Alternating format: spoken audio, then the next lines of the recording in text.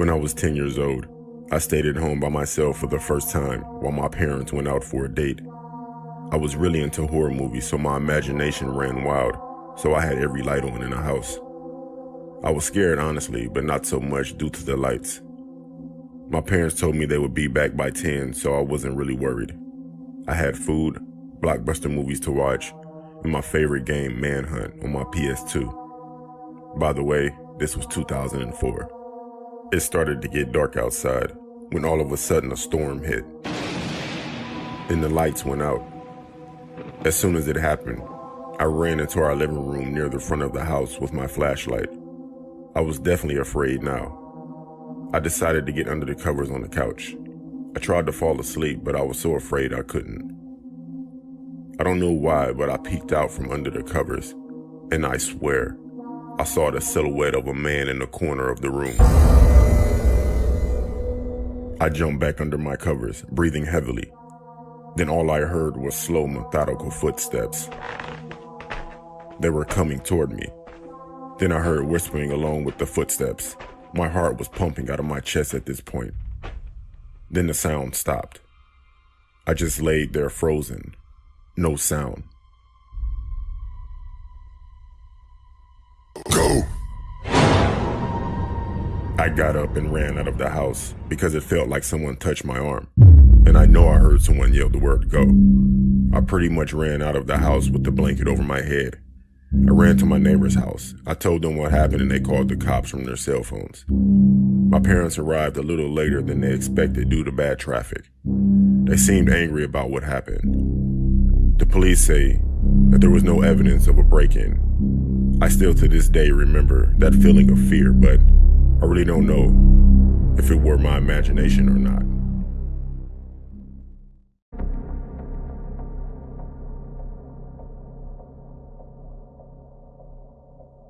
This is a story that didn't happen to me. It happened to my dad. It's not a scary story about a creepy encounter with someone or anything paranormal. It's more of a close call kind of story. Anyway, in 2001, he was working for a big company, a good paying job. I'm not sure how long he worked there since I was 3 years old at the time. He got laid off on September 9th, 2001, 2 days before 9/11. On the morning of 9/11, he's still asleep and gets a call from my grandfather saying, "Those raghead terrorists, I'm going to kill all of them." He asked him why the hell he was yelling and cussing into the phone at 8 a.m. My grandfather tells him to turn on the TV and check out the news. Well, you know the rest. 2 planes crashed into the World Trade Center. This part I actually remember seeing on TV. Of course, being 3 years old, I had no idea what was going on. Now here's some creepy stuff for the story. After the towers collapsed, my dad gets a call from his boss.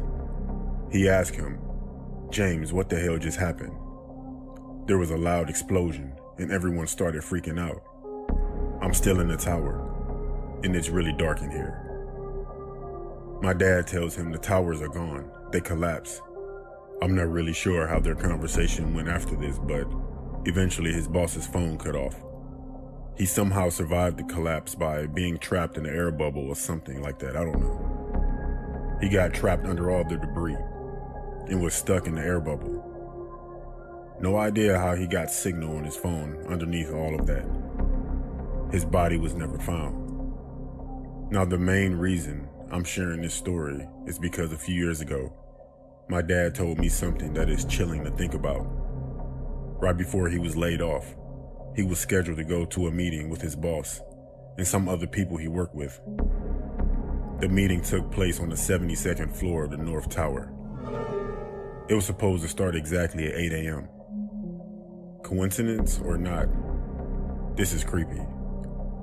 I'm glad he never went to go to that meeting. I only have a few early childhood memories from 2001, so I almost grew up without a father. Now it's just something our family talks about every now and then. This just in, you are looking at obviously a very disturbing live shot there. That is the World Trade Center, and we have unconfirmed reports this morning that a plane has crashed into one of the towers of the World Trade Center. CNN Center right now is just beginning to work on this story, obviously calling our sources and trying to figure out exactly what happened, but clearly something relatively devastating happening this morning there, the south end of the island of Manhattan. That is, once again, a picture of one of the towers of the World Trade Center.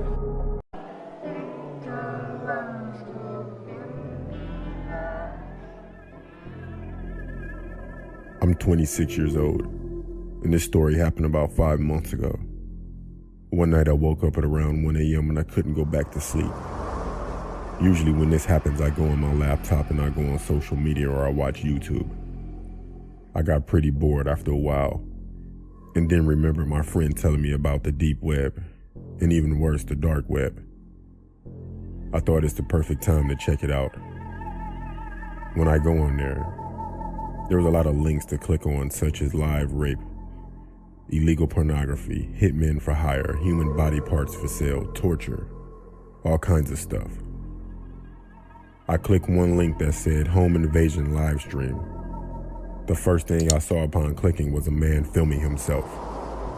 He was wearing a clown mask and held up a large knife imitating slicing his own throat. He then turned the camera around to film a window that was slightly open. He took his shoes off and slowly slid the window open and climbed inside. You could see him sneaking upstairs. He entered the bathroom where he made a small cut on his arm with the knife he was carrying. He got all the toothbrushes and rubbed them in his open wound and put them back how he found them. I didn't really feel comfortable watching this, but after seeing that I was disgusted. I couldn't click away. I was too enticed by this and what he was doing, so I kept watching.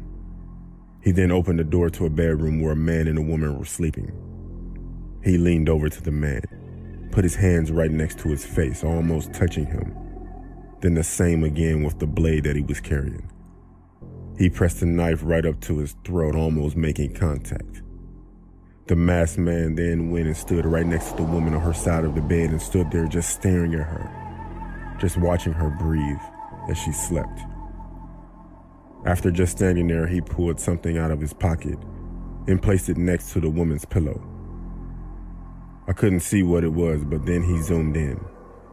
It was a note with the words, "I could have raped and killed your whole family," written on it. He then snuck out of the bedroom, and I said out loud, "This guy is so fucked up." He paused, and he turned the camera onto himself and just stared at it. I thought, that's weird. It's like he heard me say that. He was still staring at the camera, in fact. It was like he was staring at me. After a short pause, he carried on sneaking around downstairs and quietly climbed out the window, and the stream ended. At that point, I also had enough for one night and decided to try and sleep. I never told anyone that I went on the deep web.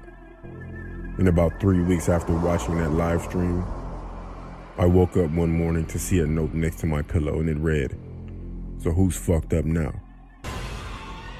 Yeah, I was scared, but I didn't tell anybody because it sounds fake. But I tell you what, I will never go back on the deep or the dark web again.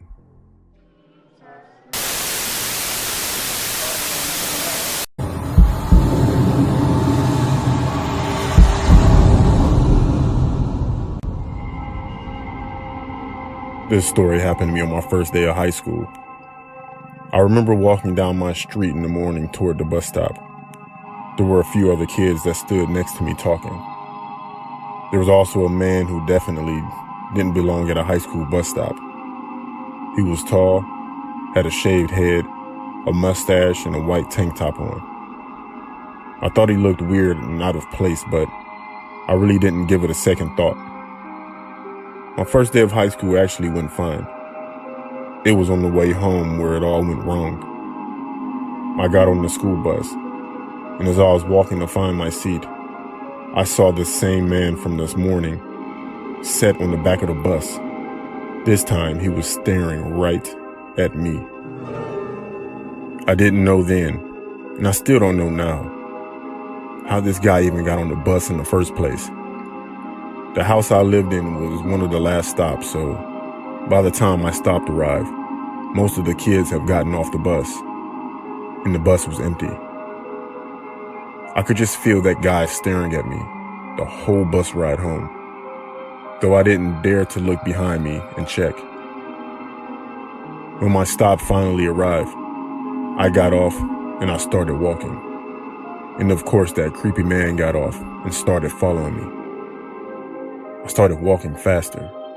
And as I did, the man got faster. And that continued right down my street. The faster I walked, the faster he would.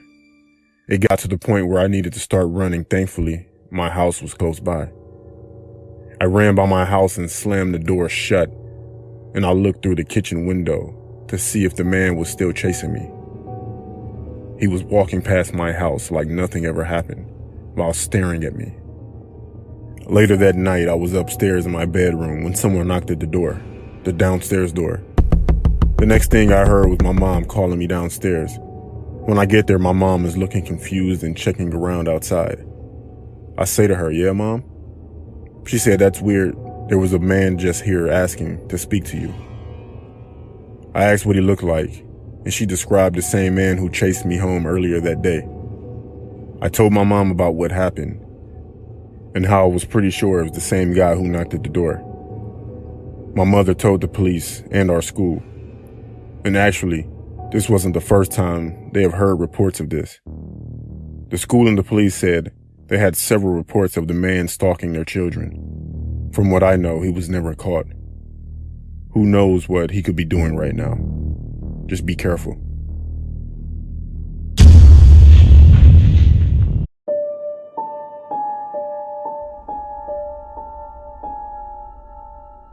This happened a while ago. Me and my brother Ron were in my room watching football, screaming at the screen when our team would do something idiotic. We were about 40 minutes into the game. Ron slammed his fist into the remote, turning the television off by accident. I turned the TV back on, and as the screen loaded back up, we heard footsteps coming from downstairs. Ron and I quickly turned our heads to the bedroom door. I turned down the volume to hear the noises clearer. "I think someone's inside," Ron said. I could hear the shudder in his voice. He was anxious. "No, it's probably just the dog," I responded. Ron, however, was a lot more cautious. He walked over to the bedroom door and locked it. The click it made alerted the intruder. We heard even more footsteps. Ron then whispered, "That's not the dog."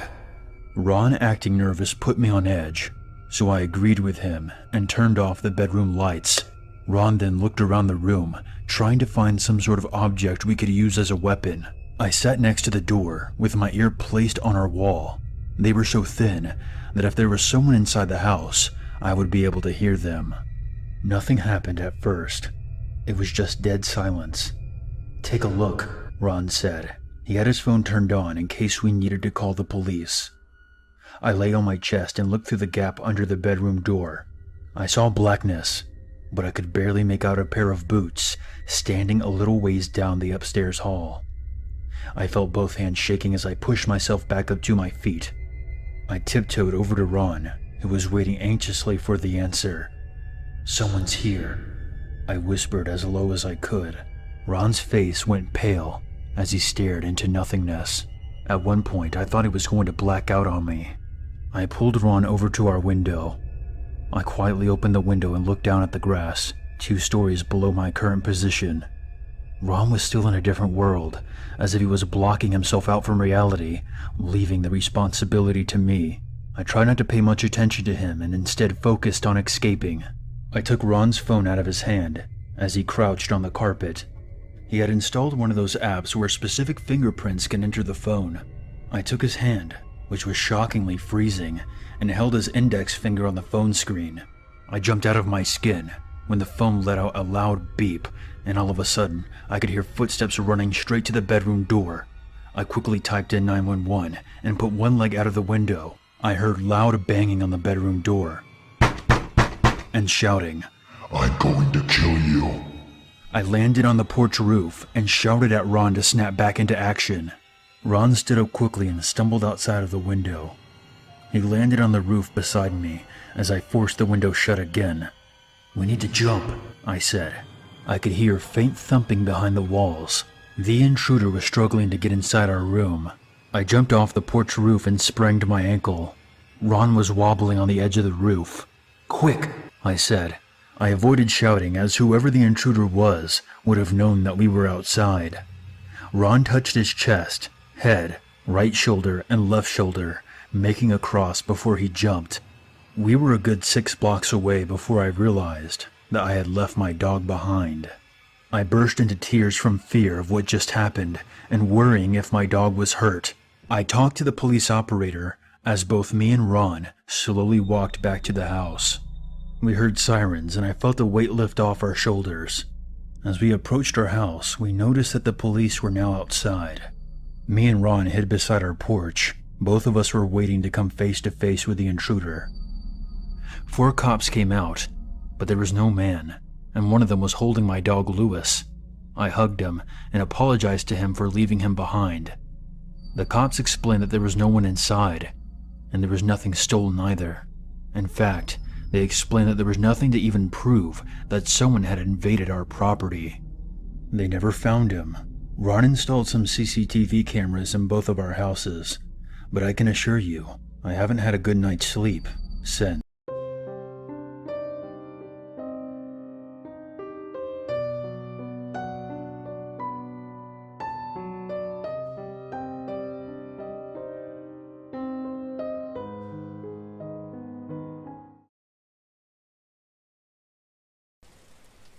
I posted this in a comment in another post, and another user suggested I share it here. So why not? So I've been on Grindr for about 10 years, 5 of which were legal. I'm not proud of it, and had plenty of messed up experiences. This one in particular reminds me of when I was at a party without my car. I was 19 in college, and my phone was at 10%, but a decently hot Grindr guy said he could pick me up, and we could hang out at his place before he drove me home. So of course I jumped on the opportunity. Anyway, we got to his place, and he got me pretty drunk, which isn't usual for me, but never tried to make a move. I assumed he was going to wait, and just convinced me to stay the night later on. Finally my phone died after about 2 hours. The last 1% lasted a lot longer than the rest. And I didn't even have to say anything before he noticed it was dead. Then he stood up and was like, "Well, let's go to the car then." When I asked him if he had a charger I could use, he just said, "No." After we got in the car, he got kind of quiet and less flirty, and I spaced out just enjoying his music and looking out the window. I didn't even notice that he never asked me where I lived, till I realized we'd been driving for over an hour. Not even towards my town, but into the canyons of Greater Salt Lake City.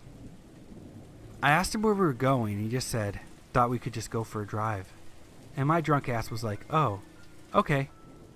So anyway, to make a long story shorter, he ended up taking us about 4 or 5 miles down a dirt road with no signs or houses until it dead-ended into this cabin with no lights on or cars outside. And he just parked and turned off his car. That's when the dread started to creep in as I sobered up. I said I drank too much and I should probably head home, but he didn't even respond. He just sat there staring at the cabin. Then he was like, "You said you like to be kinky. You're pretty submissive, correct?" And I was like, sure, but I just meant like normal rough kind of stuff. Nothing wild." And he started to sound a little annoyed, and his sentences seemed a little less carefully worded, like he was spitting out the bare minimum effort in each thought. He said something about some of his favorite people are those who can find pleasure in pain. And if someone goes into shock enough times, eventually it becomes a drug, and they crave it more. And then something about pushing a person into the deep end is the fastest way to teach them how to swim. At that point I was scared enough to assert myself, and said firmly, "Okay, well that sounds fun, but just not tonight. I just want to go home now. This place is creepy." And he just sighed, and gripped his keys tighter. Then right as I glanced at his phone sitting in the cup holder, right before it occurred to me to grab it, he snatches it up so fast and held it in his left hand, kind of like behind his head, making it clear that I wasn't going to go near it. I made this kind of, what? Sound, and he just gave me this almost, I'm proud of you, son, half smile, like dads do when they pat your shoulder or something. It was quiet, and he kept looking me up and down for a minute or so. Then got a little bit more gruff and said, let's go inside. I have these friends you'll really like once you meet them. You'll feel a lot better. Or something to that extent. But he wasn't even trying to sound genuine or comforting like he had been doing so well earlier that night. Finally, I lied and spoke up a bit and told him, I told my roommates and my friends I was meeting up with you before you picked me up. I sent screenshots of your face and some on the convo. They're gonna freak out if I don't charge my phone and reply to them in the next few hours. I try not to make it sound accusatory, but more like I was just worried that my friends would go crazy. But it was clear he knew what I was implying. At that point, he let out an exasperated, grunty sigh and started the car and we drove away.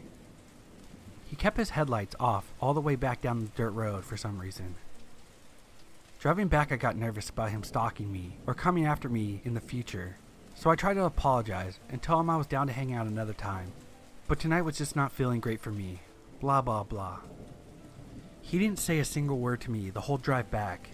He didn't ask me where I lived, and I didn't intend to tell him either. But he dropped me off at a McDonald's about 40 miles away from my apartment. And when I was stepping out, he suddenly leaned over and gave me a hard shove, so I almost fell out the rest of the way. He grabbed my backpack off the floor and flung it out his window across the parking lot and peeled out with the passenger door still open. He broke my laptop and cracked my phone, and I had to ask a stranger to use their charger and call an Uber. But at this point, I was just so anxious to get home, I didn't really give a crap. What's so weird is how, while this was happening, even though I was terrified, I guess I wasn't thinking about exactly what he was planning to do with me. I just knew I needed to get away. So it wasn't until I got home and got in the shower that I realized how messed up it was, and what might have happened if I let him walk me into the cabin. I remember just being so shaken and smacked by the reality of it. Almost felt like a panic attack. So I sat down in the shower, with my head between my knees and cried till the water ran cold, and I got out and woke up my roommate. I told him about it, and he kinda calmed me down. So while I still have a Grindr account, I really just use it for an ego boost. I'm reluctant to meet up with anyone from it now. Anyway, girls and guys, I suppose the moral of the story is, we gotta be careful.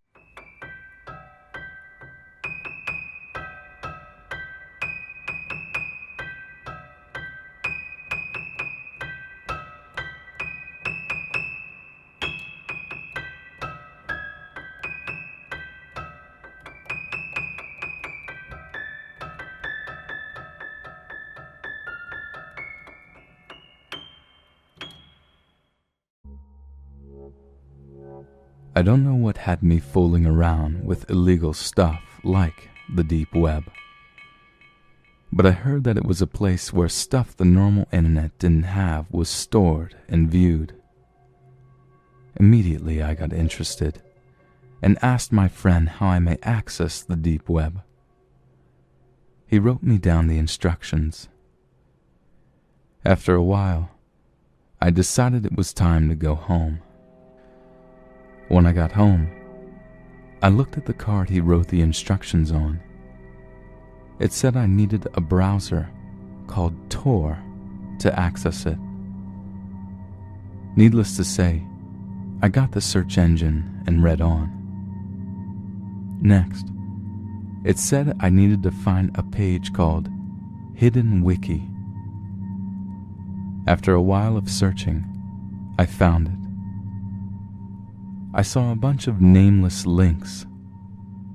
In the Hidden Wiki, links are given without a name or description. People can only find out what's inside a link by clicking on it. After numerous sites filled with child porn, drugs, and hitman for hire, I came across a link I have yet to discover. I click on it to see a video. I pressed play. I saw nothing but a wall. I stared at it for a few minutes. Just as I was about to exit, something was emerging through the wall. I waited and watched longer to discover it was a man with a mask. "Hey there," he said. Thinking this was a prank video, I just kept watching. After a while of me just staring at the screen, he began to speak again. "Aren't you going to speak?" he asked. I proceeded to type on the keyboard.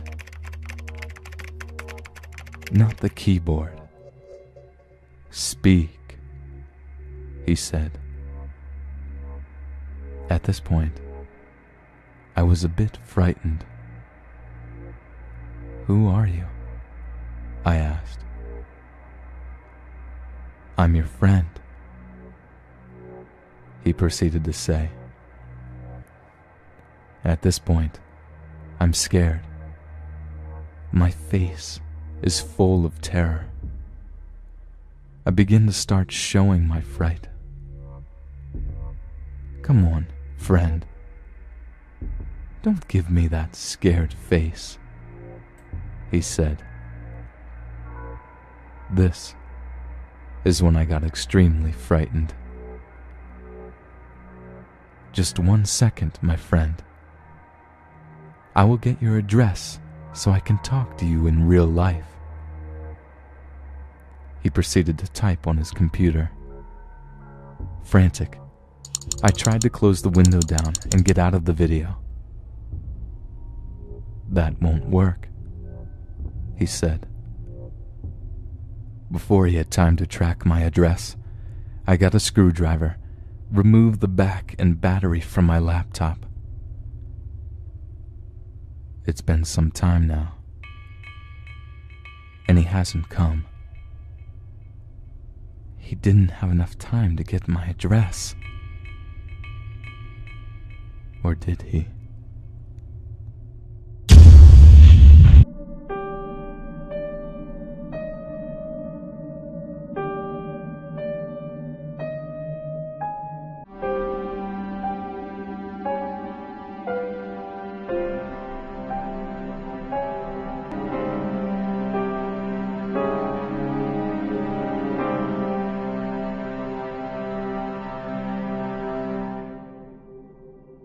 It was late December in a small Texas town. We just received 5 inches of snow earlier in the day. I can't remember what time it was. All I remember is that it was dark out, and I was playing in my room. It's important to note that my room was made up of 2 rooms, a mud room with a door leading to out front, then my actual bedroom. The door was an older style wood door with all the old hardware and had a window on the top half. It had a window shade, but that wouldn't stop anyone from looking in if they wanted. My room was the frontmost, with my parents' room being in the back of the house. I was in my mud room, playing with my Hot Wheels when I felt something weird, like someone was watching me. I was facing the door at this point and looked right up at the window. I was trying to focus on the little openings left by the window shade. I stared, looking for any reason to feel unsafe and run.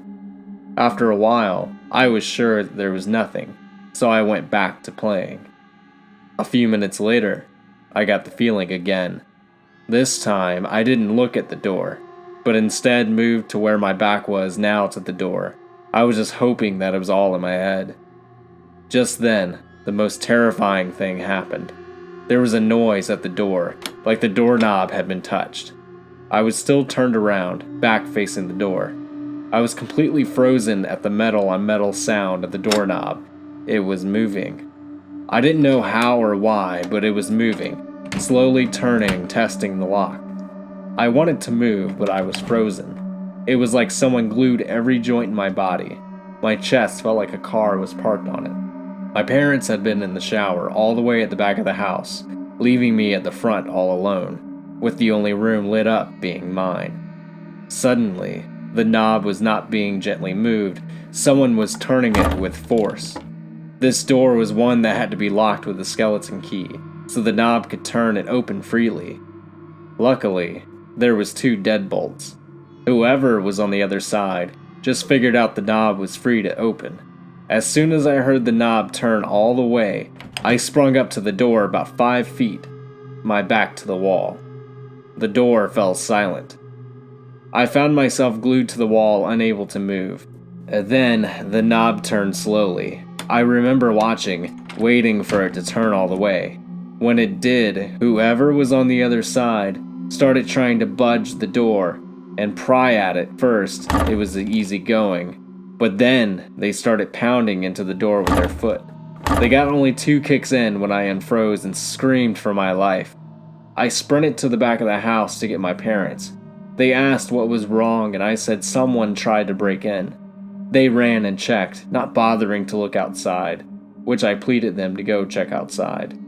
They just said my imagination was running wild, and it was with an animal or the old age of the house.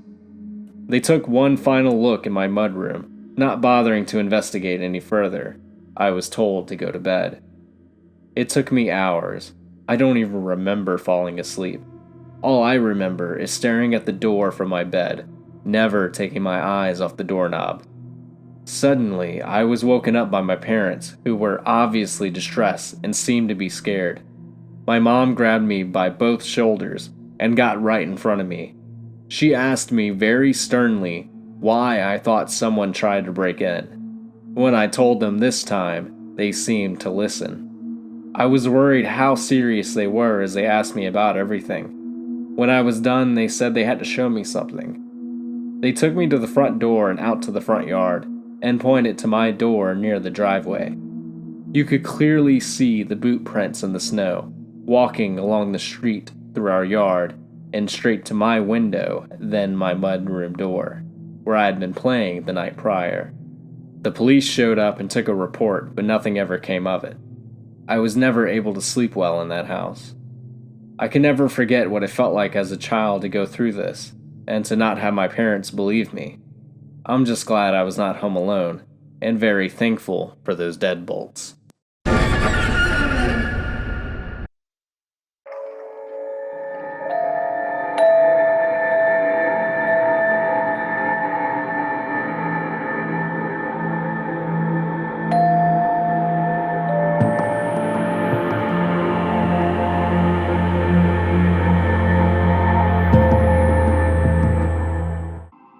I was 24 years old when this happened and had recently started my first job as an Uber driver.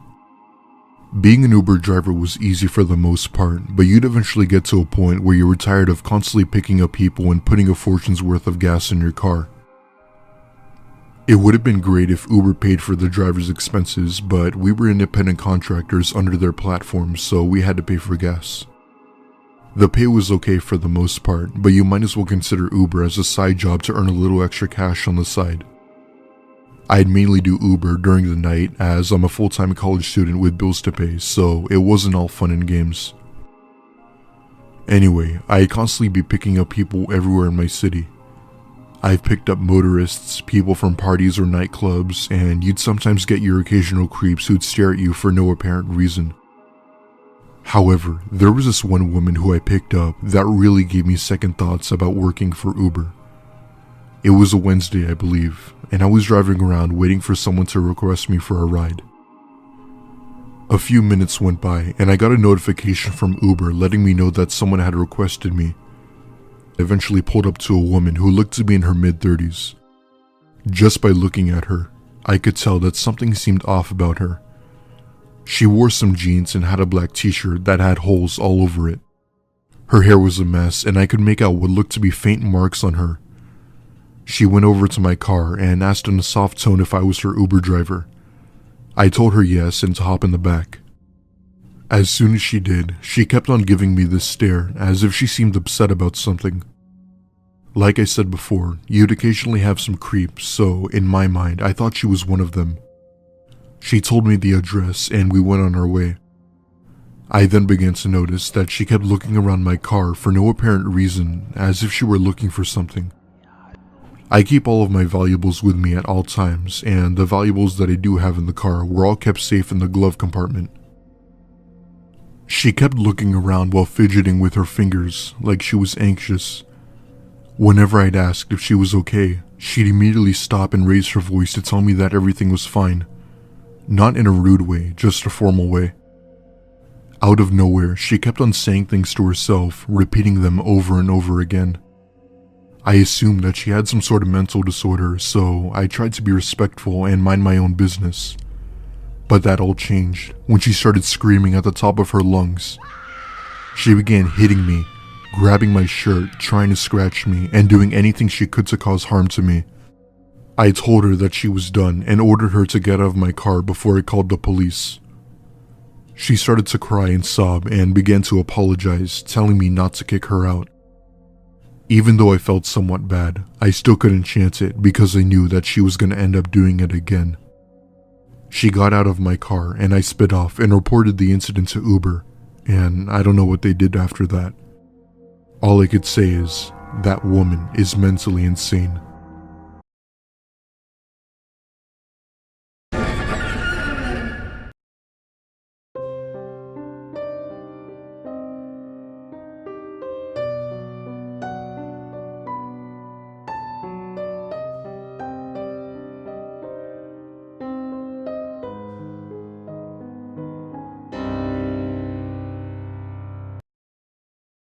Back in May of 2010, while in desperate need of cash, I agreed to house sit for one of my old high school teachers. He had contacted me via Facebook and asked me if I would be willing to water his plants, collect his mail, and clean up the place while he went out of town for a couple of days. He didn't specify where he was going, but he agreed to pay me $400 for 2.5 days, with half up front, so I agreed. I never really liked him in high school. He was teaching classic literature, and he always seemed to enjoy pointing out any illustrations that in any way featured nudity. His eyes always seemed hungry, and he tended to wheeze like he was out of breath, even though he was kind of a small guy. My friends and I used to refer to him as Mr. Lip Tit. When I arrived at his place, the key was beneath the mat, and $200 were in an envelope on the kitchen table. I turned on my music, watered the plants, cleaned and vacuumed the ground floor, and made myself dinner. I found his house to be extremely boring. It was filled with old books, stacks of newspapers, and ancient-looking furniture that didn't really look comfortable to sit in. I settled into my sleeping bag on the guest bed, but I had a hard time staying asleep. It seemed that every 5 minutes there was another strange noise coming from the house, and it would put me on edge. The following morning, I went back to my own house, had breakfast, and took a shower before coming back and cleaning the second floor. Upon entering the guest bedroom, there was the faint smell of something in the air that definitely had not been there before. And what's more, I could have sworn that my sleeping bag was in a slightly different position when I had left it that morning. I started getting a bad vibe. I decided that night that I would sleep downstairs in the living room. I finished cleaning just after 10 p.m. I made some popcorn and enjoyed some cable TV, which I didn't have at my place. Around 11 I shut off the TV, wrapped myself up in my sleeping bag, and tried to drift off. I was tossing and turning for a bit, and just as I began to doze off, there came a click of the doorknob turning in the other room. I glanced over, and I swear by any god you choose, Mr. Liptak emerged from the pantry wearing only his socks. He then slowly turned the corner and made his way upstairs. I grabbed my phone and my keys and exited out. I ran around front to get into my car and sped home, where I immediately called the cops. I didn't know exactly how to explain the situation to them. I mean, he wasn't breaking and entering, it was his house. But when I explained to the operator that he had deceived me into thinking that he was gone, they sent out a patrol car. I had to collect the stuff that I had left at his house anyway. When the police arrived, Mr. Liptak answered the door wearing my sleeping bag over his shoulders. The police discovered a butler's cupboard, which was a secret room in the pantry that I wasn't aware of, where he had been hiding with a digital camera. He had taken a few dozen photos of me all around the house, most of which when I was sleeping. I showed the police the Facebook messages he sent me, assuring me that he would be out of town, and they arrested him. I collected all my remaining stuff, but left the sleeping bag. I didn't waste any time getting a restraining order against him. Mr. Liptak made bail, but actually died of a heart attack a few weeks later, after being rear-ended in his car at a stoplight. I never got the rest of my money.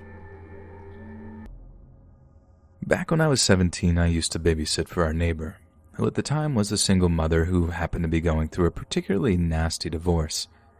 She had 2 young sons, one of which was 8 years old, while the other was only around 18 months. They were absolutely adorable and very well-behaved kids, but you could tell that they were going through a lot, and the older one definitely showed signs of stress over the whole thing. And I'll never forget the time he asked me why his daddy couldn't live with them anymore, and it honestly broke my heart. Not because I didn't have an answer for him, but because to hear it would have just been too much to bear. Too much for anyone to bear. Anyway, after a few months of being alone, she finally decided to get back on the old dating horse. I was so happy for her. After such a rough time, she deserved to find happiness again, to find someone who had the wherewithal to be a real father to these 2 adorable little boys. So one night she leaves on her date and says she'll be back around midnight and not a moment later. Only she doesn't tell me exactly where she's going, and I have no way to contact her because this was back in the 80s and no one had a cell phone. Well, they did exist, but not in the available commercial sense. It was all landlines back then. Otherwise, this might not have gone the way it did. So on the night in question, I'm chilling on the couch, absent-mindedly flicking through the TV channels. I put the kids to bed an hour previous. They're sleeping like rocks, and everything seems fine and dandy. When suddenly there's a knock at the front door. I wasn't expecting anyone, but then again, it wasn't my house, so I felt kind of obligated to answer and take a message or whatever. Only as I started walking down the hallway towards the front door, whoever is on the other side starts banging against it and cursing up a storm. "Cheryl, I know you're in there. Open the door." Now, what was exactly said, I don't remember, but I'm not keen on repeating some of the words they used. It was really, really harsh. So I'm just frozen, looking at the door in total fright when the oldest boy came flying out of his room and down the stairs, running to the door and yelling, "Daddy's home!" I pull him away from the door. I had no idea what this guy's intentions were, and after all, they were probably divorced for a freaking reason. But I almost fainted with fear when I hear the words, "I got my shotgun in my truck, and tonight, I'm going to teach you a lesson you'll never forget." He screams this, but then I hear his footsteps move up the gravel path. It appeared he wasn't bluffing at all. And if that was the case, then our lives were clearly in danger. When he gets back, he's banging on the door and threatening to start shooting through it if no one opens.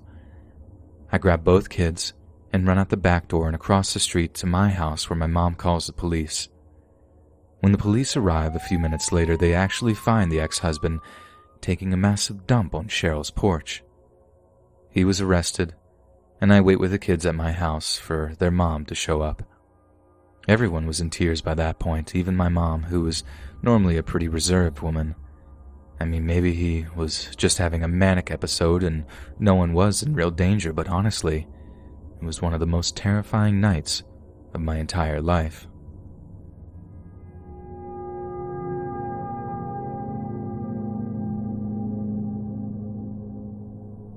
So this is the story of the worst day of my entire life so far. I was just 15 at the time, babysitting my little sister who was a toddler, like about that kind of age where she could walk and open doors.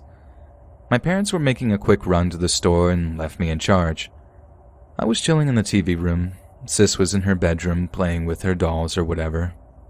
After a few minutes of watching TV, I noticed it was a little too quiet. I checked her room and she wasn't there. I checked everywhere else with growing alarm, looking and calling for her, but she was nowhere to be found. To my absolute horror, I realized the person I'm supposed to be babysitting is definitely no longer in the house. There was this kids' swing park across the street that she liked, and this wouldn't be the first time that she worked the doorknob successfully and toddled over to play there by herself. So I sprinted over there to look for her, running on pure adrenaline and panic. but there was still no sign of her. I spotted a group of 3 grade schoolers there, so I described her and asked them if they had seen her around. One of the boys told me he saw a girl matching her description get into a blue car. We don't own a blue car, nor do any of the family friends. I can't adequately describe the feeling of dread, panic, and hopelessness that completely overwhelmed me. It was kind of feeling like my heart actually fell out of my chest. I sprinted from one end of the block to the other, hoping to catch a glimpse of this blue car. I ran through and around the adjoining elementary school, hoping maybe she was there. Never mind that I'd already been told that she had gotten into a stranger's car. I was completely irrational, was hoping that I had misheard that kid or something, or maybe, please, God, she was back. After some kind of eternity, I ran back home to call 911. By this time, my parents were back, and lo and behold, my sister was with them. It turns out she did open the door and wander off, but only to the store and back. A stranger had asked her where she lived and then walked her straight back to her house since it was obviously dangerous for her to be out alone. In my panic, I'd completely missed her coming home, and I was furious as to why my parents didn't think to notify me, so I guess it ended okay. I locked myself in the bathroom and sobbed for a while. Then I was overcome by an overwhelming urge to punch this little turd who had lied to me. I bolted back to the playground with no clear plan in mind. He wasn't there when I got back. I suppose that's good because I was sufficiently older, bigger, and utterly blind with rage that I probably would have murdered him at that point. An apology, however physically coerced, would have been nice though. Oh, and I'm fairly certain the boy wasn't just mistaken. After all was said and done, I recalled that one of the kids in his little group of friends had started to chime up when she saw me running around in a panic. I just vaguely remember her saying something like, "Hey mister, you should know about your sister." Something in the tone of her voice was apologetic, like she realized how messed up their joke was. But I was completely irrational at that point and ran off to keep searching, and it failed to register until later. Point being, there's a reason why the front page of the Hitchhiker's Guide to the Galaxy says, "Don't panic." Never truer a word said.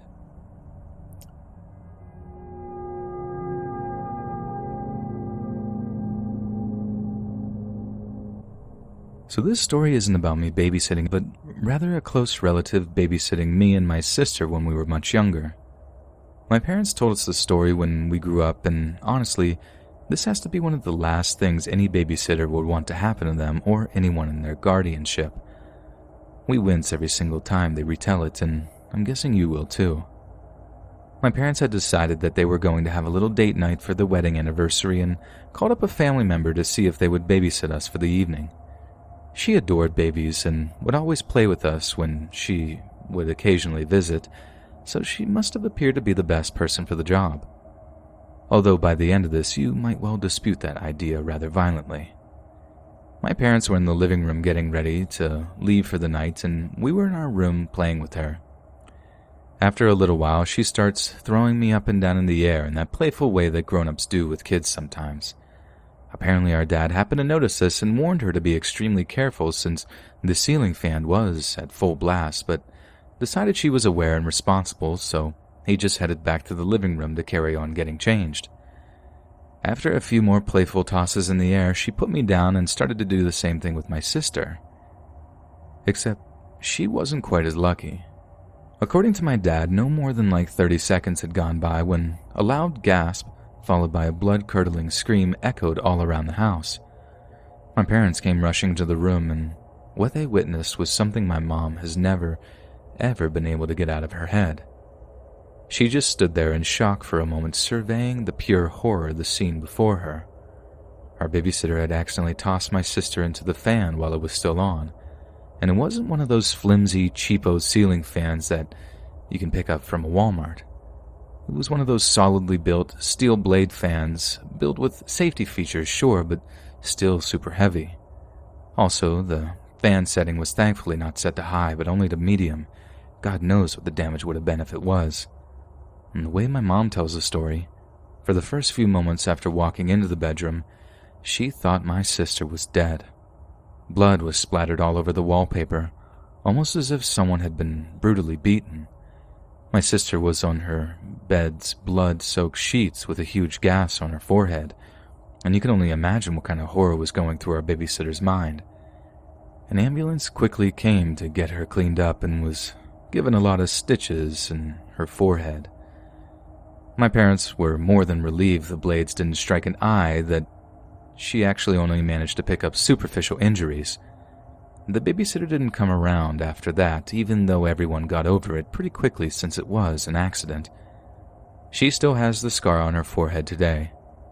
We would joke around about the scar and how it was actually my plan to take her out to be an only child, or how she got her scar wrong and it's supposed to zigzag like Harry Potter's lightning bolt scar.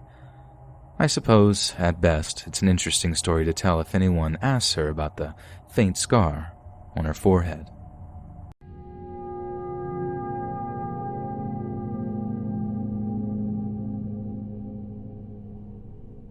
I work at a local Burger King in my city in Ohio.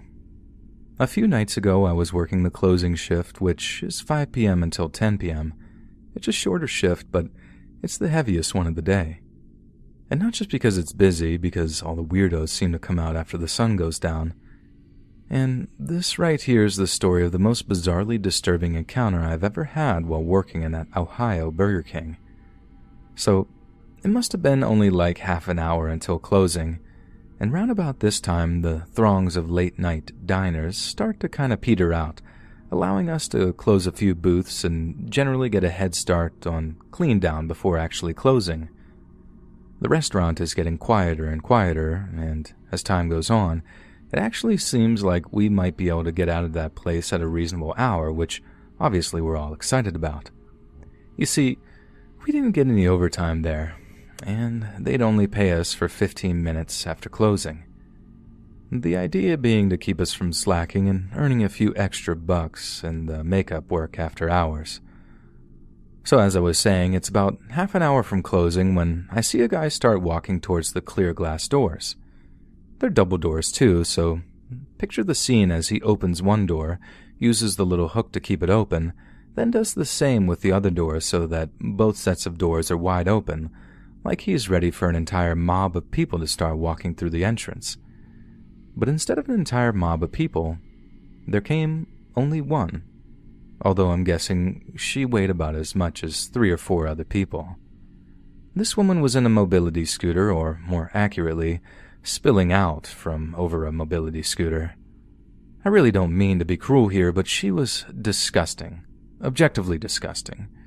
She couldn't have weighed any pound less than 600, and her size was such that she actually needed an oxygen tank attached to her scooter, a clear plastic line running from it up into her nostrils. She scoots her way to the counter with her man and proceeds to just smile at him while he orders something for her.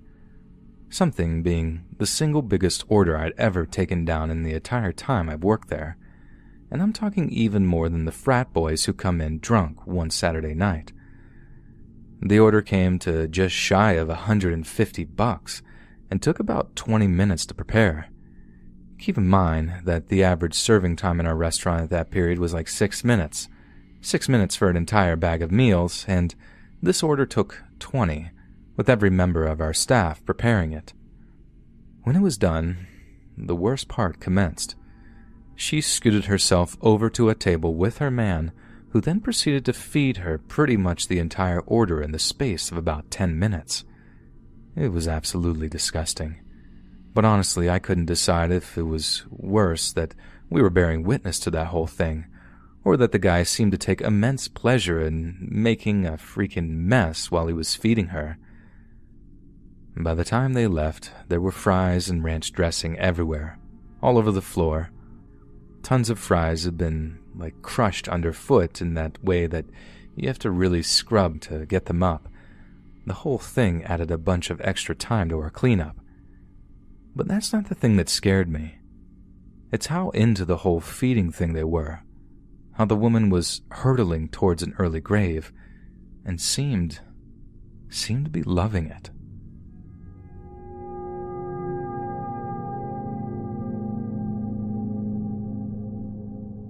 A wild thing happened to my girlfriend and I at Burger King a couple of weeks ago.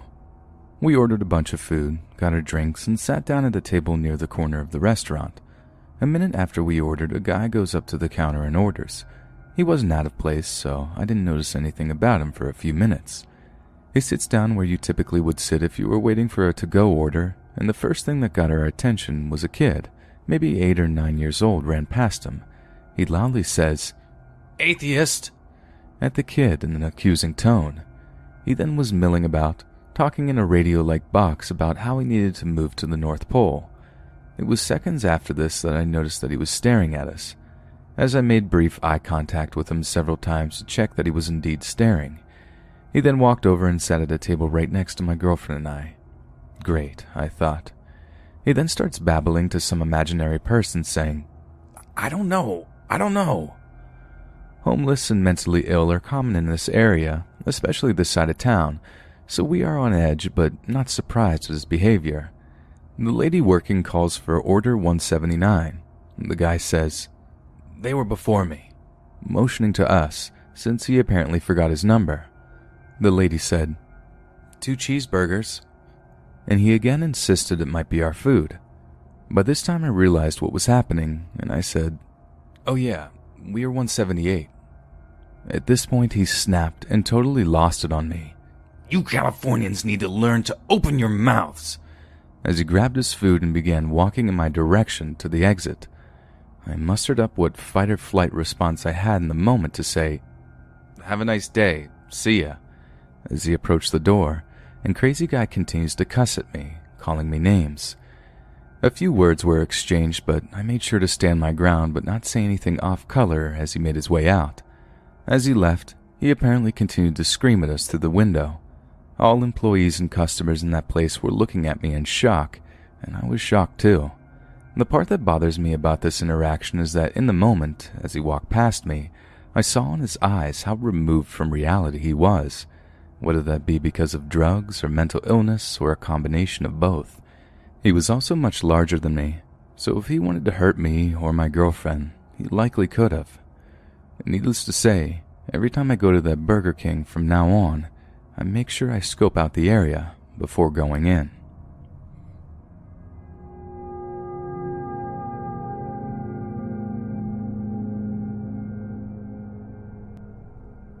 I've been pretty heavily involved in various fast food jobs since I was old enough to work, and I am now a manager down here in Florida. We experience a fair share of problems on a daily basis, but the worst has to be people who are using or addicted to drugs. They're everywhere in our industry. I mean it. The fun never stops for fast food workers. I have seen deals in the back of the kitchen, in the parking lot, in the bathroom, or walk-in. It used to be worse before my time, apparently, but honestly, I find that pretty hard to believe. My boyfriend of 10 years, who is way higher up the management chain than me, told me in the old days they would all hang out in employee parking even if it wasn't their shift, and just everyone would constantly switch cars while doing various substances. The first week I became a deputy manager, I had to cuss an employee out when she came in to work high on crystal. Not about her coming in on meth, for not doing any work. My boyfriend also tells me he came in and worked in the kitchen for a bit when it wasn't even his shift because he was rolling. Lastly, to this day, 90% of the employees come in with eyes redder than Satan's wiener. I used to be one of them, but a higher-up singled me out, and now I don't do it to spite them. This is most fast food places, but nothing can prepare you for walking into a bathroom to do a routine check and seeing a person's legs sticking out from under the stall. I remember being super tired that day. Just one of those shifts you're just trying to make it through instead of actually putting in any real work. I lazily grabbed the cleaning supplies from the cleaning closet, wandered into the woman's bathroom with my pen in hand, ready to sign my initials on the sheet to show we were being diligent and all that stuff. I straight up dropped the pen when I saw that girl's legs sticking out from under the stall, then ran. Ran back to the manager's office to call the paramedics. They kept asking if the girl was still breathing, and I had no idea. It wasn't a cordless phone, so I had to grab another team member to get them to check for me. They did not take it well. I don't think they'd ever seen another person on the verge of death like that, lips turning blue and stuff, and I had to send them home early when all was said and done. I don't really blame her either. It was a horrifying thing to behold. The paramedics showed up, and luckily this was at a time when the use of Narcan was becoming increasingly prevalent. For those that don't know, Narcan is a nasal spray that can reverse the effects of an opioid overdose. So luckily for us, and the girl in question, no one died that day. But the thing that sticks with me is the look I saw in that girl's eyes when we opened up the stall so the medics could get to her. I had to shimmy up the bathroom stall before jumping down, careful not to land on her so I could unlock the stall door. The medics wanted to kick it in, but it was quicker and much less expensive for me to just climb over. But when I did, I kid you not, the wide-eyed look of fear in that girl's eyes, the cold sweat clinging to her brow as she crept further and further towards death's door, I had never been so creeped out in my entire life. When I was in college, I worked the night shift one summer vacation. I was 19 years old and an average-looking female. I wasn't enthused about having to work a job over the summer, but it was the only way I was going to be able to afford tuition. Working night shift was probably the weirdest experience of my life. It was at the McDonald's drive-thru. I still remember my first night on the job. This lady came in and was talking to someone while she was waiting for us to take her order. She sounded extremely upset, and she was screaming at the top of her lungs. It sounded like it was directed at someone in the back seat. I immediately assumed that perhaps she was abusing her children. I'm a psychology major, so I naturally pick up on stuff like that. She ordered 3 Big Macs and 3 large Cokes, and my intuition has been wrong. When she pulled up to pay for her meal, she was completely alone. I was honestly a little startled. Why would this lady be here, wanting this much food and screaming in her car if she was alone? I couldn't wrap my head around the situation. She was otherwise polite. She was nice as she spoke to me and paid for her food and left. She even told me to have a good night. She had been the only customer we had in probably a 45-minute window. And after she left, I saw some of my coworkers laughing at me. I asked them what was so funny, and he told me it was my first encounter with Schizo Susan. They told me that she regularly did stuff like this and always showed up at all hours of the night to order seemingly too much food. She was always yelling at people in her car, but there was never anyone actually in her car. They didn't actually know her name, so they just started calling her Schizo Susan.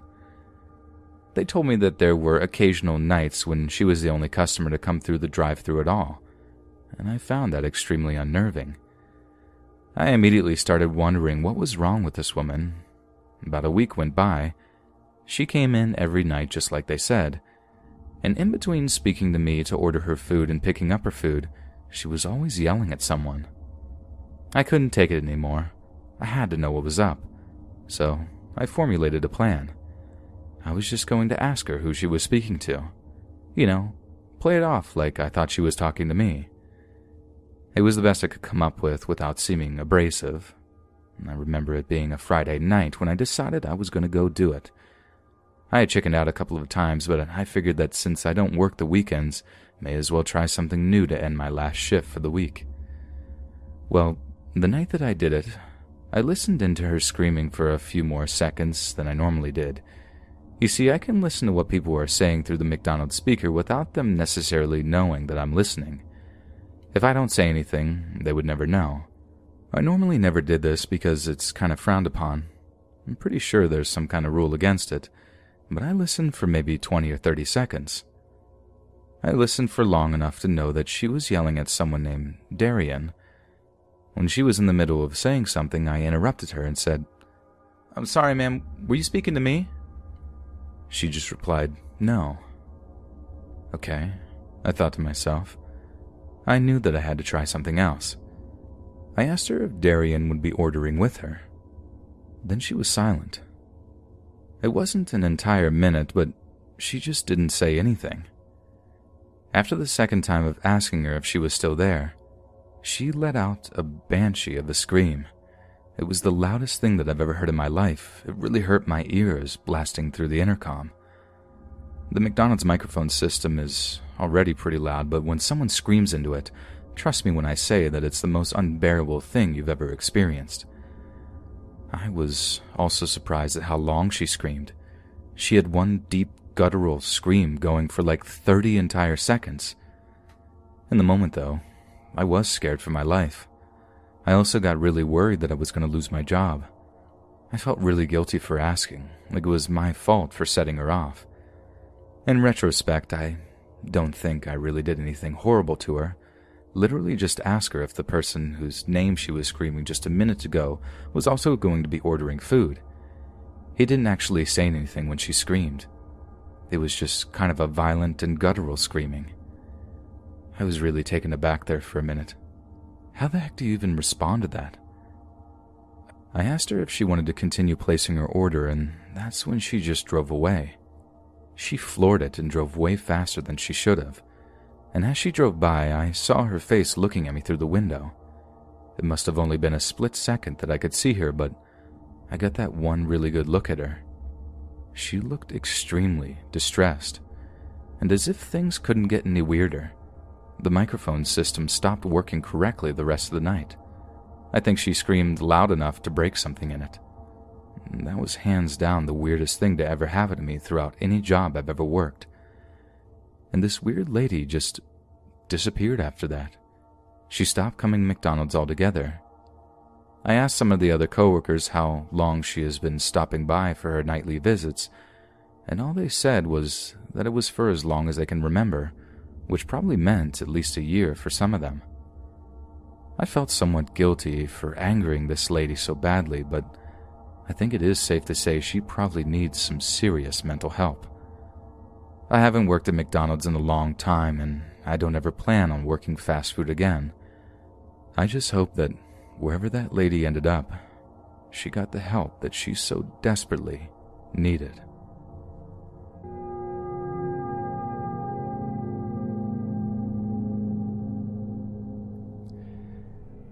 I work at a regional grocery store. I'm a 26-year-old female. I graduated from college with a master's degree in psychology and still couldn't find a job. Due to family circumstances, I wasn't able to get my PhD, which was basically the bare minimum to land any decent-paying job. So I was a little stuck. I even had a hard time finding a regular job. I had applied to a bunch of lower positions, but I kept getting rejected because I was overqualified. Over and over again, people told me that I would get too bored on the job, and so they wouldn't hire me. This made me livid. After a certain point, my student loan payments were due and I really needed the money. I had to ask my cousin's friend for a job. He was the manager at this regional grocery store. Literally the only position they had available was stocking shelves on night shift. I couldn't believe myself. I was so ashamed. I felt like I'd wasted years of my life and thousands of dollars in debt just to get a job anyone could do. But either way, the job itself wasn't all that bad. I was allowed to listen to my earbuds while I worked. This meant I could turn on my favorite podcast while working. My favorite murder, if you're wondering. I must have worked there for about a year before the big change came. Previously, the store closed down at 12 in the morning, but for whatever reason, that policy got changed and it became a 24-hour store with the exception of holidays and Sunday nights. It really sucked. What used to be my podcast and stock the shelves time kept getting interrupted by stupid customers asking where things were. That was fine. I didn't mind helping people out. I worked there after all. But they would literally ask me where the most obvious grocery items were. So many times I couldn't help but think, are you literally blind or stupid? But then there was one night when a very strange man came up to me. He had really buggish eyes. Entire body was round, and he had the longest nose hair I'd ever seen on a human being. It was like he took the hair right off of his head and glued it into his nose. I was down on my knees stocking the bottom shelves when he touched my hair. I had my hair in a ponytail that night, and he lightly caressed the part of it that was touching my back. I jerked back and asked, "Excuse me?" He tried playing it off like he had arthritis, but I knew that he was just being a creep. I asked him what he wanted. He stood there for a second. He seemed to be thinking of what to say, but only one word came out of his mouth. You. He walked up closer to me and then started to smell my shoulder. It felt so weird, and I don't think I could have been more creeped out. I told him that if he doesn't need any help finding any items, then I had work I had to be doing. But he kept standing there. He started smiling real wide and then hugged me. "It's okay, darling. I'm going to take care of you." At this point, I was screaming inside of my own head. This freak was crossing a million different lines. I pushed him off of me and ran to get my manager, who was a larger guy. He'd have no problem fighting this creep if it came to it. The creepy guy followed me as I went too. The nerve on this guy. When he saw my manager down the aisle, he must have had second thoughts because he turned around and started running away. I explained to my manager everything that had happened, and he said he'd take care of it if that guy came back again. And that creep was smart, because he waited a couple of weeks before he did come back. He waited long enough that the incident would not be on the tip of anyone's mind. I wasn't expecting him, and neither was my manager. I was standing there stocking a shelf like I always did, and all of a sudden I felt someone tugging my hair. They tugged really hard, and it really hurt my neck. They totally overpowered me and started dragging me across the floor. At this point, I hadn't even realized who it was until I looked up to see that man. He must have dragged me a solid 30 feet to the exit before someone saw what was going on. It wasn't my manager, but it was another one of the girls who worked with me. She started screaming like a banshee and running at him, and for one reason or another, he decided to run away again. I was beyond relieved. I couldn't believe that he was just going to walk up to me and start dragging me out of the store by my hair. What kind of psycho does that? It was all just truly horrifying. This was finally the incident that convinced the store owner that we had to have security if we were going to be open at night. We had a security guard somewhere on the premises after that, and I felt a lot safer. I'm still looking for a job in psychology, and I really hope I can get one soon. I felt like I really needed a break after having gone through all of this. I think this still scares me so much because it involved my daughter. It's the summer of 2016, and we just purchased a new house. The washer and dryer included with it were brand new. We already had a set, albeit much older. We saw a chance to make a little money and listed them on Craigslist. I hadn't even been aware of the place before my son suggested it. It was surprising to me how fast the call started. We expected it would take the weekend at least before we had a buyer. Several people wanted to pick it up the following morning. Unfortunately, our family was traveling to a reunion and wouldn't be around to let them in. Every caller was told whoever arrived first Monday morning would be the lucky buyer. The terms were set, and we headed out the following morning. That night, we received a panic call from our daughter. She had stayed behind because of illness. Something truly scary and extraordinary had happened just hours before. She said she was laying in bed, watching TV, and heard a loud crash. Then, voices echoed from the living room. Not sure what to do, she stayed still and listened. When she was certain it wasn't us, she grabbed her phone and hid in the closet. The voices of two men drew closer and stopped outside her door. They were talking about looking for something. She feared that they were there to kidnap her. The dispatcher kept her calm, and they made small talk until the cops arrived. A ruckus could be heard coming from the living room along with some yelling. Then, everything went silent. The dispatcher stopped talking for a moment. Seconds passed, then it was all over. The dispatcher spoke up and told her she could come out. She emerged and introduced herself just as the last thief was being let out. It took a week or two to get the full story. The interrogations uncovered their reason for the break-in. The pair had intended on buying the washer and dryer, at least at first. When I mentioned we'd be out of town, they decided to just break in and take them. Both swore they never knew my daughter was there. I thank my maker they didn't. No telling what could have happened. After first making sure our girl was okay, we returned home that night. I remember shaking like a leaf the whole drive back. I jumped from the car before my husband could park it. The second I saw her, I gave her a big hug and didn't let go for a long time. My husband and I spoke to the police the following morning. They assured us because of their previous convictions the burglars would do prison time. They were still inside the last time I heard and wouldn't be released before 2025. However, with all the cons getting out because of the lockdown, I fear they may be among them. Although our daughter seems to have left it in the past, the long-term effects still aren't clear. If they are released early, I hope any hidden trauma doesn't rear its head and set her recovery back. As for the washer and dryer, a nice young couple picked it up that Monday morning. We happened to run into them a few months ago, and they said both units were still working well. I mentioned to them what happened that weekend, and they were shocked, but still able to find the funny side. I'm glad things went well, and we were both able to laugh about it now. Every day we hear of families that weren't so lucky, and I'm thankful to not be among them.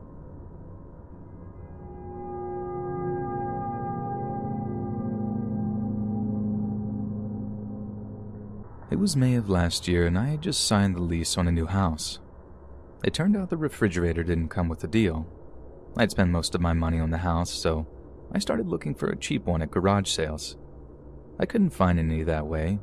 Then, I remembered Craigslist. After just 10 minutes, one popped up, not far from me. I called the number and a nice lady answered. She said the refrigerator was still for sale, but she couldn't guarantee it would still be there when I arrived. So, against my better judgment, I asked for her PayPal and sent her the $75. She sent me an email confirming she got the money, and we set a date for me to pick it up.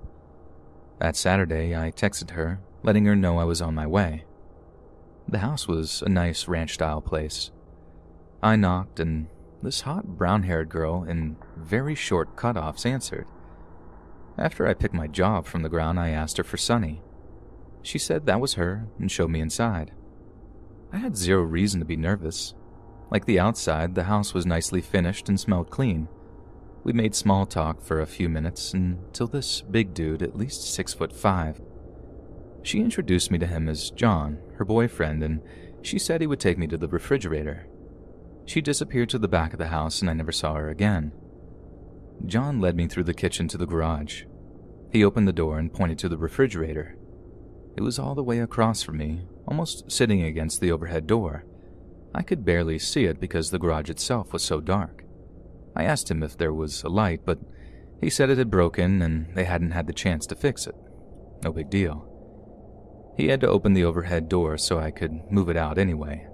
I asked him to raise it, but he said it was also broken. He apologized. I was just going to have to bring it through the house. This annoyed me, but I had no choice at that point. There was a little light shining in from the house. It was going to have to do. I took 2 steps, maybe 3, into the garage before I realized that there was plastic on the floor. I looked down and saw that it covered the entire floor. This was when I began getting nervous. I couldn't think of any reason why it would be there except I stopped in my tracks. John's shadow began drawing closer. Everything inside of me said to leave. Suddenly I turned around and walked quickly back. I was surprised to see how close John was actually to me, but I kept going. I weaved around him and said, I forgot my dolly in the truck. I'll be right back." There was a dolly leaning against the wall not far away. He pointed to it and began to say something, but I didn't stop. When I was sure he wasn't behind me anymore, I ran the rest of the way, out the door, all the way to my truck. I hopped in it and tore out of there. I don't know what happened after that. I got a few texts from Dawn, but I erased them without reading them. When I got home, I logged onto Craigslist to report them. I was shocked to see that the listing was already gone. I looked around for another 30 minutes to make sure. They must have erased it right away. I also called the police and made a report. They seemed a little dubious of my claim, but promised to check it out. I never heard from them again, and I don't much care. I'm alive, and that's good enough for me. As for the $75, there was no way I was going to ask for it back. It wasn't worth getting involved with those freaks again. I haven't gone on the site since then. The whole system strikes me as risky these days. Anyway, I got lucky a week later. There was a garage sale in my neighborhood that had a used refrigerator. It was $100, but a lot nicer than the one, and it serves its purpose just fine. As I wrap this up, I don't want to give people the wrong idea. I don't think Craigslist is dangerous for you to use. Thousands of folks get stuff off of there every day with no trouble. But after what happened to me, I just don't think it's worth the risk. However, if you do find something on the site, you just have to be careful. Bring a friend when you go to get it. If you can, meet in a public place during the day. Most importantly though, use your head. If the situation seems sketchy, bail. It may mean the difference between life and death.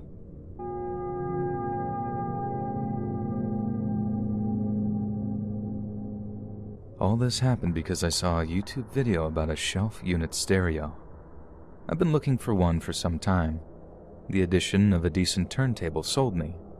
My first stop was Amazon. Unfortunately, they wanted more than I could afford, so I hopped on eBay. I came across a few there, but all the sellers' feedback ratings were lower than I liked. At first, I thought it was SOL. Then I remembered Craigslist. Within 10 minutes, I'd found my stereo. I contacted the seller, and we agreed to meet at Walmart at around 8 p.m. I grabbed the cash and left about 7:30. Our arrangement was to meet close to the building. I drove around the lot for a good 15 minutes before I gave up. I just figured I'd been trolled. However, as I headed toward the exit by the highway, I saw two men waving their arms. It had to be the sellers, so I pulled over and parked.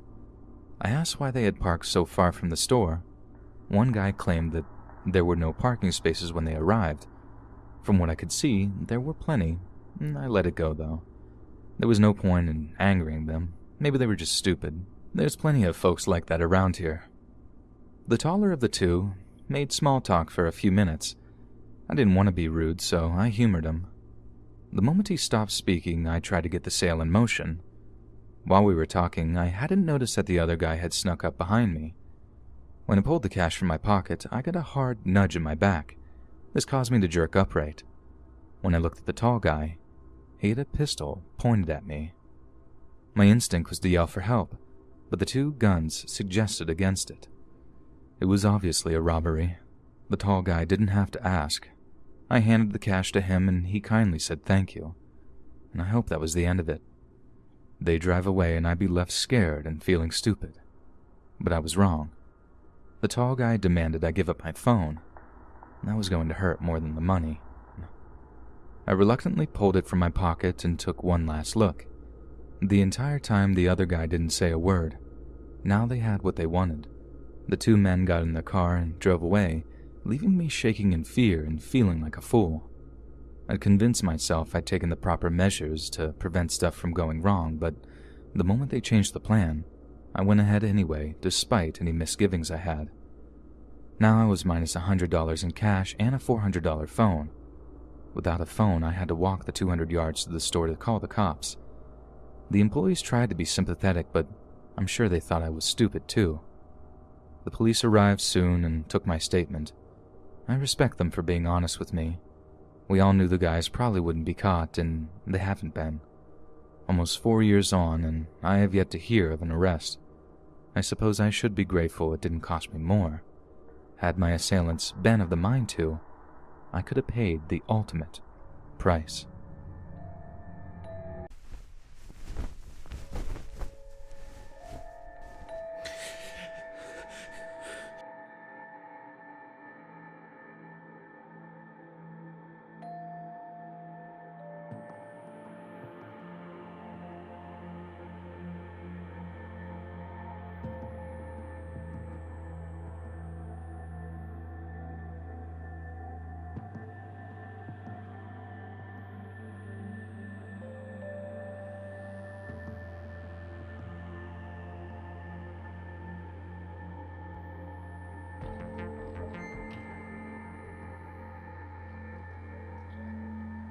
My definition of a good hotel is a place where I could be comfortable to stay at. It's a quote I've been holding up until I experienced something out of the ordinary, an experience that I really don't want to happen again. Anyway, it started when everything changed.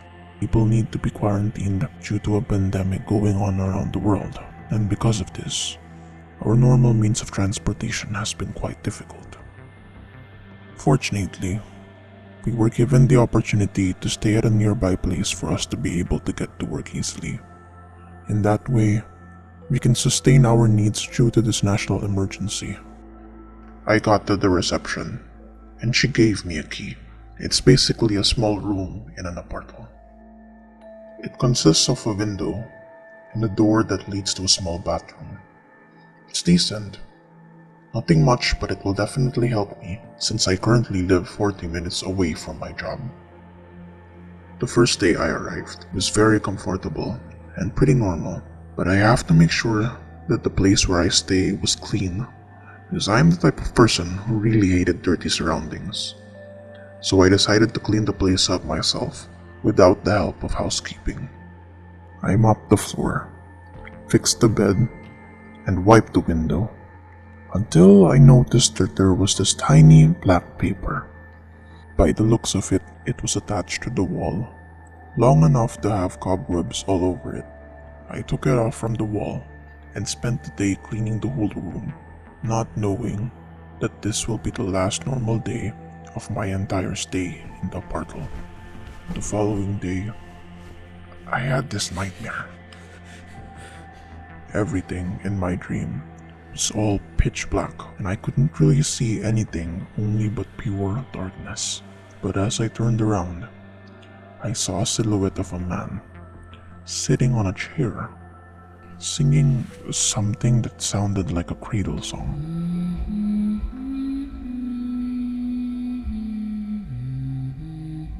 I just stared at him and noticed that he wanted to get up, but his feet were tied up to the chair. I woke up normally, although the scene still lingers at the back of my mind. But since I don't really believe in the paranormal, I decided to shake it off and thought it was just probably a normal nightmare. On the third day, I had the same nightmare. Same man, same cradle, same position. But there was something still off about this guy. I leaned forward, eyes squinting together as I saw this man was no longer tied from his chair. I got startled as this man started to slowly stand up.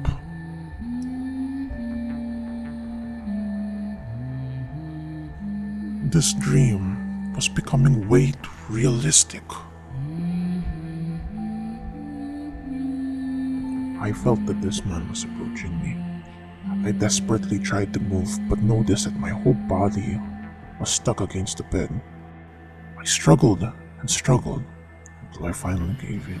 This guy was trying to touch my feet with his hands. I vividly felt it.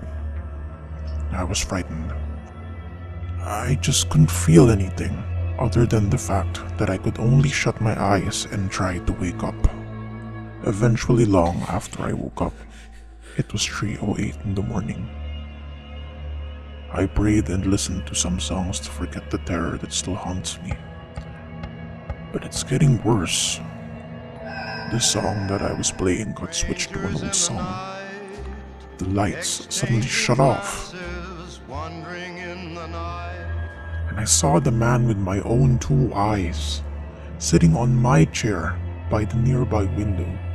He was about to stand up and come towards me. I was really scared and almost cried. I covered myself with a blanket and prayed until the music went back to normal. Then suddenly, the lights turned back on. I was really exhausted and barely even breathing because of the terror I experienced. And I didn't know what to do. I tried to ask the front desk about the history of that room.